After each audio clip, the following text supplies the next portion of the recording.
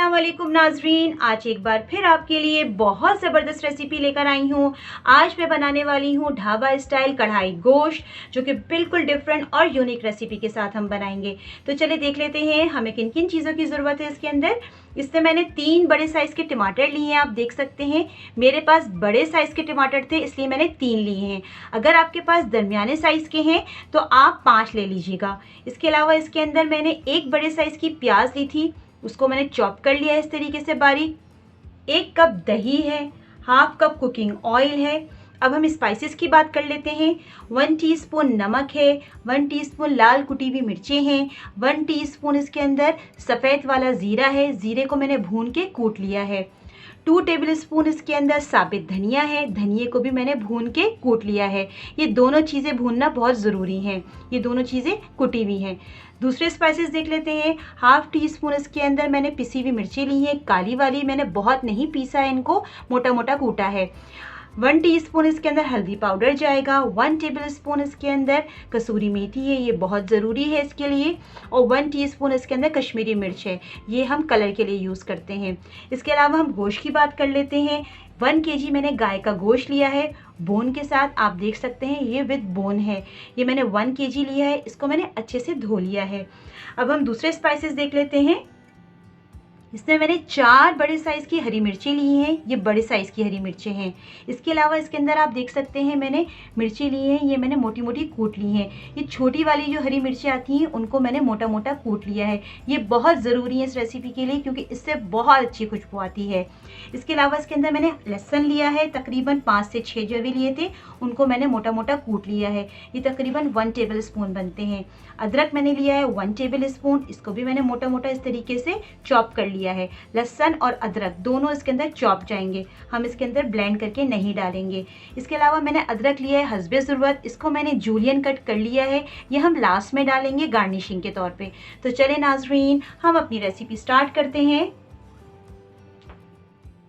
गोश्त मैंने एक बोल में निकाल लिया है। इसके अंदर मैं सबसे पहले जो लहसुन है वो डालूंगी। बिस्मिल्लाहिर्रहमानिर्रहीम।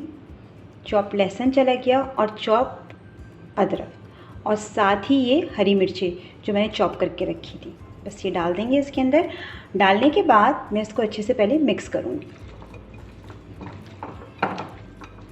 लहसुन, अदरक और हरी मिर्ची डाल के मैंने बहुत अच्छे से मिक्स कर लिए गोश्त के ऊपर। आप कोशिश करें अच्छे से लगाएं सारी बोटियों के ऊपर लहसुन, अदरक और हरी मिर्चों को। मैं इसको मैरिनेशन के लिए रख दूंगी 2 घंटे के लिए। इसकी मैरिनेशन होना बहुत ज़रूरी है। अगर आपके पास टाइम कम है तो आप 1 आवर के लिए कम से कम भी इसकी मैरिनेशन ज़रूर करें। अब मैं इसको 2 आवर्स के लिए रख दूँगी रूम टेम्परेचर के ऊपर मैरिनेट होने के लिए, ढाँप के। चूल्हे पे कढ़ाई रख दी है। सबसे पहले मैं इसके अंदर ऑयल डाल दूँगी। बिस्मिल्लाहिर्रहमानिर्रहीम। मैंने इसके अंदर ऑयल डाल दिया है, फ्लेम मेरा मीडियम है। अब मैं इसके अंदर जो मैरिनेटेड मैंने गोश्त रखा था, ये देखिए ये मैरिनेट हो गया है 2 आवर्स के लिए जो मैंने रखा था, ये डाल दूँगी इसके अंदर। बिस्मिल्लाहिर्रहमानिर्रहीम।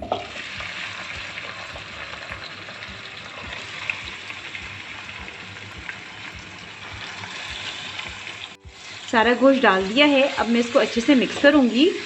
अब इसकी हमें भुनाई करनी है। लहसुन, अदरक और मिर्चें, तो हरी मिर्चें इसमें ऑलरेडी हमने डाल दी थी मैरिनेशन के वक्त, तो बस ये इसके साथ अच्छे से भुनेगा। देखिए गोश्त ने अपना पानी छोड़ना शुरू कर दिया है, ये अपने पानी में ही भुनेगा अच्छे से। बस हमें इसकी भुनाई बहुत अच्छी करनी है मीडियम फ्लेम के ऊपर।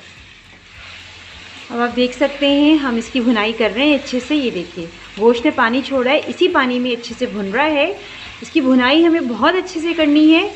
इतनी देर में करूँगी जब तक इसका पानी थोड़ा सा कम ना हो जाए। ये छोड़ रहा है पानी इसमें से ना, कि निकल रहा है ये देखिए।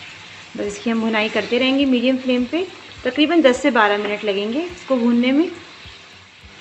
गोश्त हमारा बहुत अच्छे से भुन रहा है। ये देखिए माशाल्लाह से बहुत अच्छा भुन गया है। इसका कलर भी काफ़ी हद तक चेंज हो गया है और खुशबू भी बहुत अच्छी आ रही है इसमें से। बस इस पॉइंट के अंदर मैं अपने सारे स्पाइसेस डालूँगी एक एक करके। ये सारे स्पाइसेस डालूँगी जिसके अंदर नमक, मिर्च, ज़ीरा और कुटा हुआ ये धनिया है साबित वाला। बिस्मिल्लाहिर्रहमानिर्रहीम। और साथ ही इसके अंदर हल्दी, काली मिर्ची और ये कश्मीरी मिर्ची ये भी डाल देंगे।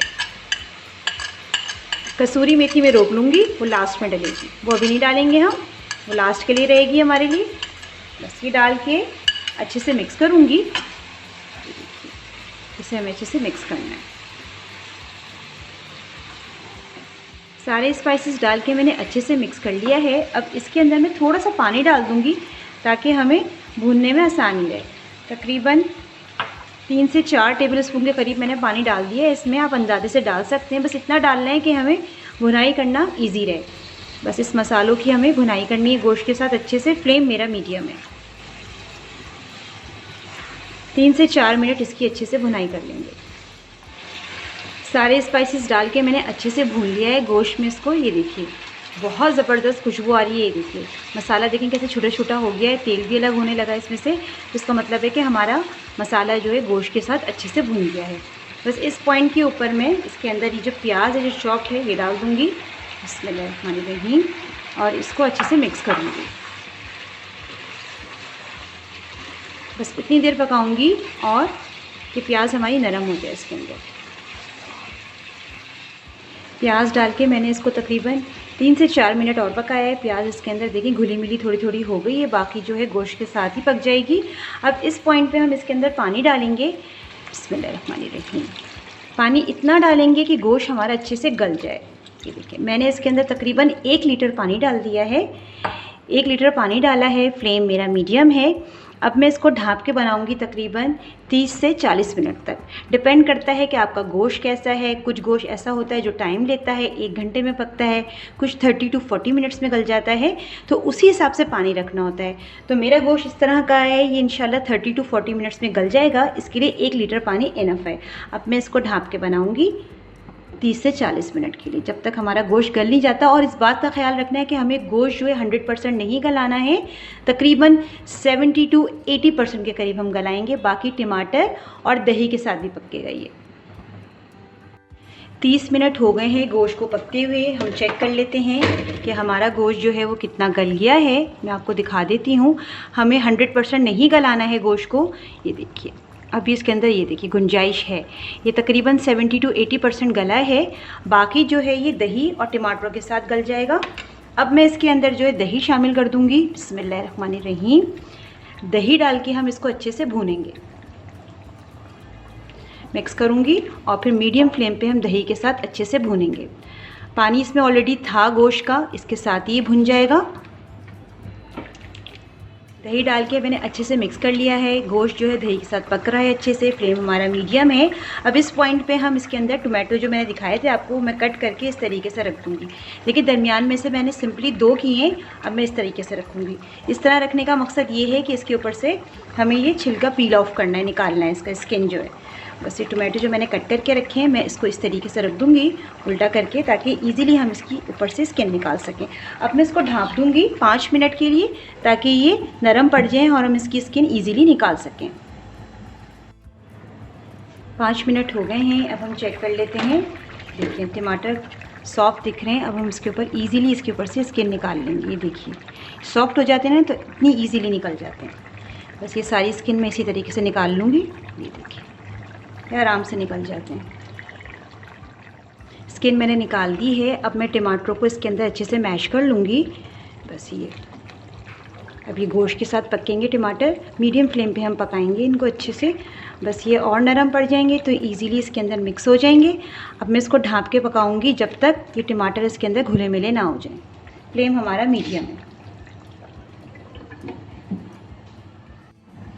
टमाटर डाल के देखिए ये पक रहे हैं अच्छे से। ये देखिए टमाटर अच्छे से अंदर मिक्सअप हो गए हैं इसके। ये देखिए घुले मिले हो रहे हैं। इसीलिए हमने शुरू में गोश्त को इतना नहीं पकाया था, क्योंकि हमें दही के साथ पकाना था, गोश्त को टमाटरों के साथ बनाना था। अगर हम शुरू में ही 100% गोश्त को गला लेते तो आखिर में गोश्त जो है बहुत ज़्यादा नरम पड़ जाता, जो कि अच्छा नहीं लगता। ये देखिए बस अब ये इतनी देर में पकाऊंगी कि टमाटर इसके अंदर बहुत अच्छे से घुले मिले हो जाएँ और ये पानी जो इसके अंदर जो टमाटरों ने छोड़ा है वो ड्राई हो जाए। फ्लेम मेरा मीडियम है। ढाँप के बनाऊँगी मैं इसको। अब आप देख लेते हैं। ये देखिए माशाल्लाह से टमाटर अच्छे से मिक्सअप हो गए हैं। ये देखिए और इसके अंदर काफ़ी हद तक जो है वो पानी एब्जॉर्ब हो गया है टमाटरों का। अब आप पे डिपेंड करता है आपने ग्रेवी कितनी रखनी है। मेरे हिसाब से ये ग्रेवी बिल्कुल परफेक्ट है, क्योंकि देखिए रखने से भी इसके अंदर थोड़ी थिकनेस आती है। अब ये बिल्कुल परफेक्ट रेडी है। अब इस पॉइंट पे आके मैं इसके अंदर जो मैंने कसूरी मेथी दिखाई थी, बिस्मिल्लाहिर्रहमानिर्रहीम, ये डाल दूँगी। कसूरी मेथी से तो बहुत ही ज़बरदस्त खुशबू आती है, बिल्कुल ढाबा स्टाइल जैसे आप ढाबे पे जाके खाते हैं। बहुत यूनिक और डिफरेंट रेसिपी, बहुत ज़बरदस्त जायका। अब ये डाल के इसके अंदर थोड़ा सा मैं अदरक डालूँगी। अदरक तो बहुत ज़बरदस्त लगता है। हरी मिर्चें, ये देखिए ज़बरदस्त सी हरी मिर्चें डाल दी इसके अंदर हमने। अब मैं इसको ढाँप के तकरीबन 1 से 2 मिनट और पकाऊंगी ताकि इसके अंदर जो तेल है वो ऊपर आ जाए। फ्लेम मैं बिल्कुल लो कर दूँगी, बिल्कुल लो फ्लेम पे ढाँप के बनाऊँगी 1 से 2 मिनट के लिए। अब हम चेक कर लेते हैं। देखिए माशाल्लाह से तेल ऊपर आ गया है, एकदम परफेक्ट रेडी है। मैं आपको गोश्त भी दिखा देती हूँ। देखिए माशाल्लाह से गोश्त हमारा कैसा गला है, हम वो देख लेते हैं। ये देखिए, ये देखिए कितना ज़बरदस्त माशाल्लाह गोश्त गल गया है। ये बिल्कुल परफेक्ट गला है। बस अब इसको डिश आउट कर लूँगी। हमारी ढाबा स्टाइल कढ़ाई गोश्त बिल्कुल रेडी है। ज़बरदस्त सा ढाबा स्टाइल कढ़ाई गोश्त हमारा बिल्कुल रेडी है। ये माशाल्लाह बहुत ज़बरदस्त बना है। मैंने ऊपर से अदरक से गार्निश कर दिया है। आप इसको ज़रूर ट्राई कीजिए, किसी भी दावत में बनाइए, नान के साथ खाइए, शीरमाल के साथ खाइए, इसका बहुत ज़बरदस्त कॉम्बिनेशन बनता है। आप इसको ट्राई ज़रूर कीजिए और ट्राई करने के बाद मुझे कॉमेंट करके ज़रूर बताइए कि आपकी ये डिश कैसी बनी है। जितना भी हो सके मेरी वीडियो को लाइक कीजिए, शेयर कीजिए और मेरे चैनल को सब्सक्राइब करना बिल्कुल नहीं भूलिए। Thank you so much. अल्लाह हाफ़िज़।